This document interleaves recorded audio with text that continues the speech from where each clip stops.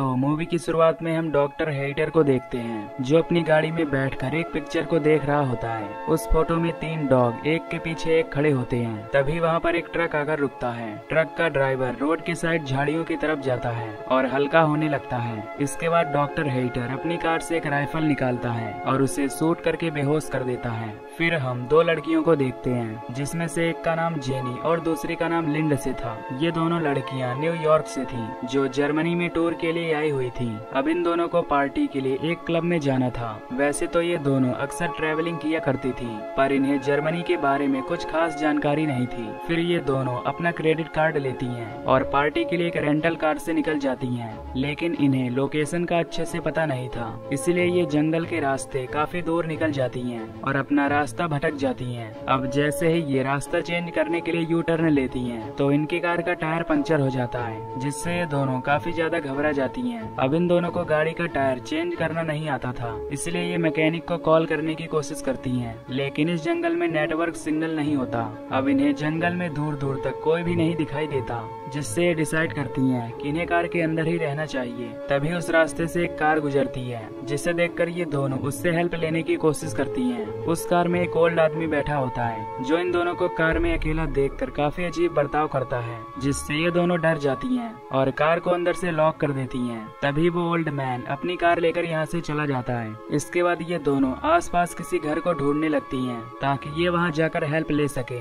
अब रात काफी ज्यादा हो चुकी थी और ये दोनों जंगल की तरफ हेल्प लेने के लिए जाती हैं। अब कुछ दूर आगे जाने पर इन्हें एक घर से लाइट आती हुई दिखाई देती है, इसीलिए ये दोनों उस घर की तरफ जाने लगती हैं। पर तभी वहाँ तेजी से बारिश शुरू हो जाती है, जिससे ये दोनों उस घर तक पहुँचने से पहले ही काफी ज्यादा भीग जाती हैं। फिर जब ये उस घर के डोर को नॉक करती हैं, तो उस घर से डॉक्टर हेइटर बाहर आते हैं। ये दोनों डॉक्टर हेइटर को अपनी प्रॉब्लम के बारे में बताती हैं और कहती हैं कि हमें कार मैकेनिक के पास कॉल करना है। ये सुनकर डॉक्टर हेइटर पहले तो इन्हें अजीब तरह से देखता है और फिर अंदर बुला लेता है। डॉक्टर हेइटर इनसे पूछता है कि क्या तुम टूरिस्ट हो। इस पर ये उसे बताती हैं कि हम न्यूयॉर्क सिटी के रहने वाले हैं जो यहाँ टूर करने के लिए आए हुए हैं। इसके बाद ये दोनों हेइटर को मैकेनिक के पास कॉल करने को बोलती हैं, पर हेइटर इनकी बात को इग्नोर कर देता है और इनसे एक सवाल पूछता है कि क्या तुम दोनों आपस में एक रिलेटिव्स हो। इस पर ये उसे बताती हैं कि नहीं, हम दोनों एक अच्छे फ्रेंड हैं। फिर जब हेइटर इनसे ड्रिंक के बारे में पूछता है तो ये उससे नॉर्मल पानी मांगती हैं, जिससे हेइटर पानी लेने के लिए किचन में चला जाता है। तभी हेइटर एक कॉल करने का नाटक करता है, जिससे सुनकर इन्हें लगता है कि हेइटर मैकेनिक को कॉल कर रहा है। तभी हेइटर पानी में ड्रग्स मिला देता है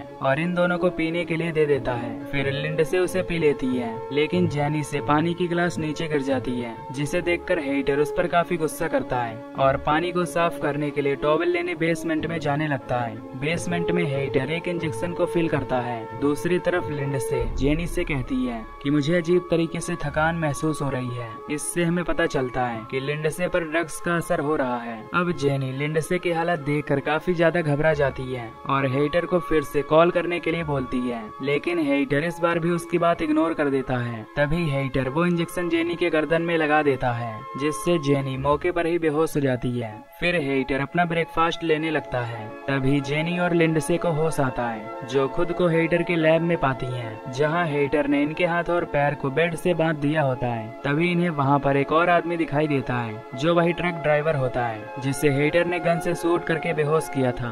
अब वहां हेइटर आ जाता है, जो उस ट्रक ड्राइवर को कहता है कि अब तुम्हारे मरने का टाइम आ गया है। ये कहकर हेइटर उसके बॉडी में एक पॉइजन से भरा हुआ इंजेक्शन इंजेक्ट कर देता है, जिससे वो ट्रक ड्राइवर तड़प तड़प कर मर जाता है। फिर हेइटर उस ड्राइवर की डेड बॉडी को अपने गार्डन में ले जाकर दफना देता है। इसके बाद हम देखते हैं कि हेइटर अपनी बेहोशी वाली इंजेक्शन से एक जापानीज आदमी को बेहोश करके अपने घर लाता है। फिर हेइटर उसे अपने लैब में ले जाता है और इन सबको अपना इंट्रो देता है कि वो एक रिटायर्ड सर्जन है। साथ ही वो इन्हें बताता है कि वो किस तरह से इन तीनों को आपस में जोड़ने वाला है, जिसमें सबसे पहले वो इनके घुटने के लिगामेंट्स को तोड़ देगा ताकि ये लोग अपने पैर पर खड़े ना हो पाएं। इसके बाद वो पहले इंसान के बैक साइड को दूसरे इंसान के मुंह के साथ जोड़ेगा और दूसरे इंसान के बैक साइड को तीसरे इंसान के साथ ज्वाइंट करके उन्हें आपस में जोड़ देगा, जिससे जब पहला आदमी खाना खाए तो उसका वेस्ट मटेरियल दूसरे इंसान के बॉडी से होते हुए तीसरे आदमी के मुंह में चला जाए, जैसा कि हमें डायग्राम में समझाया गया है। अब ये सुनकर तीनों काफी ज्यादा हैरान होते हैं, क्योंकि वो डॉक्टर इनके साथ बहुत गंदा एक्सपेरिमेंट करने वाला होता है। खैर सबसे पहले हेटर उस जापानीज आदमी को सेलेक्ट करता है, जिसमें वो उसे एक बेहोशी का इंजेक्शन देता है।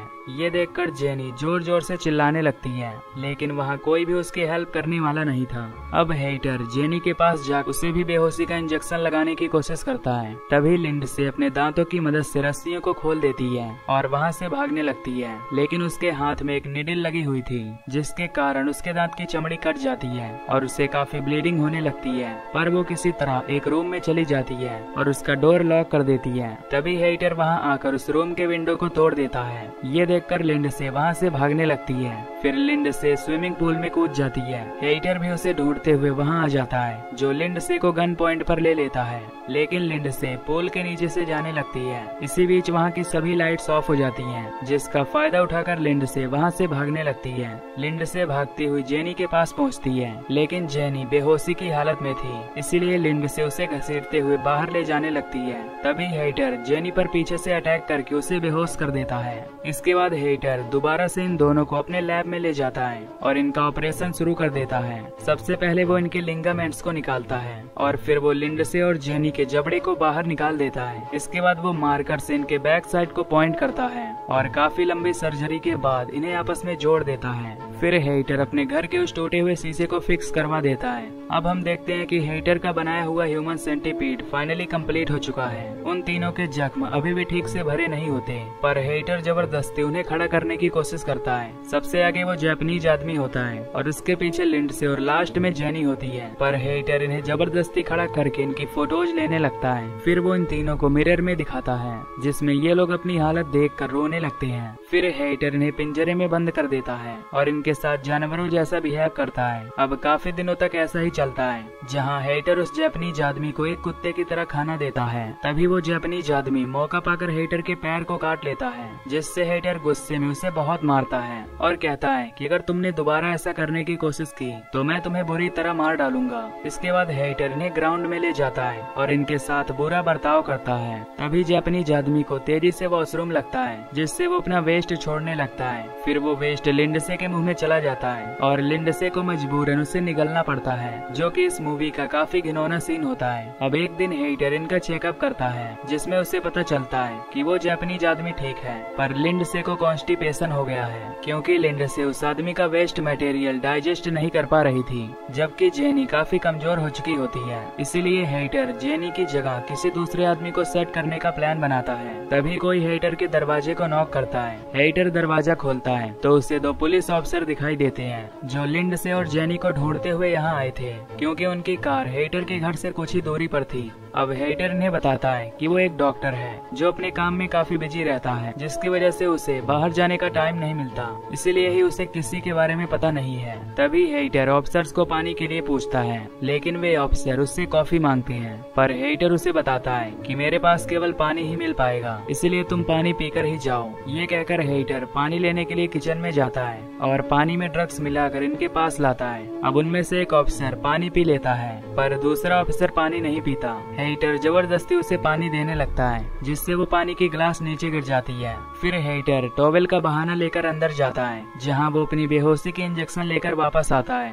लेकिन तभी वो ऑफिसर उसके इंजेक्शन देख लेता है, जिससे हेटर अपनी सफाई देते हुए कहता है कि ये इंजेक्शन मैं खुद को लगाता हूँ, क्योंकि मुझे डायबिटीज है। ये सुनकर वो दोनों ऑफिसर यहाँ से चले जाते हैं। अब हेटर अपने लैब में जाता है, जहाँ उसे ह्यूमन सेंटीपीड नहीं दिखाई देता। तभी वो जापानीज आदमी हेटर के पैर में एक नाइफ घुसा देता है, जिससे हेटर नीचे गिर जाता है। फिर वो हेटर के गले को काट लेता है और यहाँ से जाने लगता है। इसके बाद ये तीनों ऊपर जाने की कोशिश करते हैं। अब काफी ज्यादा घाव होने के कारण ये तीनों ऊपर नहीं जा सकते थे, पर ये किसी तरह ऊपर जाने की कोशिश करते हैं, जिससे इनके सर्जरी वाले हिस्से से ब्लीडिंग होने लगती है, लेकिन ये किसी तरह ऊपर आ ही जाते हैं। हेटर भी उठ खड़ा होता है और इनका पीछा करने लगता है। इधर जापानीज आदमी उसी रूम में पहुँचता है जिसका शीशा टूटा हुआ था, क्योंकि इन्हें नहीं पता होता कि हेटर ने ग्लास को चेंज करा दिया है। इसके बाद जापानीज आदमी उस शीशे को तोड़ने की कोशिश करता है। तभी उसके सामने हेटर आ जाता है, जिसे देखकर वो जापानीज आदमी एक कांच लेकर अपना गला काट लेता है, जिससे उसकी मौके पर ही मौत हो जाती है। तभी यहाँ वो दोनों पुलिस ऑफिसर भी आ जाते हैं, लेकिन इन्हें वहाँ कोई भी दिखाई नहीं देता, इसलिए ये दोनों हेटर के लैब में जाते हैं।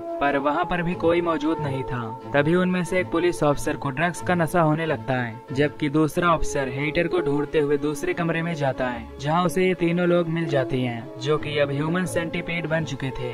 ये देखकर वो ऑफिसर काफी ज्यादा डर जाता है और अपने साथी को ढूंढने के लिए बाहर जाने लगता है। तभी वो स्विमिंग पूल में देखता है कि उसके साथी को हेटर ने मार डाला है। तभी हेटर उसे भी शूट कर देता है, लेकिन वो ऑफिसर मरने से पहले हेटर को भी शूट करके मार डालता है। इधर जेनी भी अब अपना दम तोड़ देती है, जबकि लिंडसे अभी भी जिंदा होती है। और इसी के साथ इस मूवी का फर्स्ट पार्ट यहीं पर खत्म हो जाता है।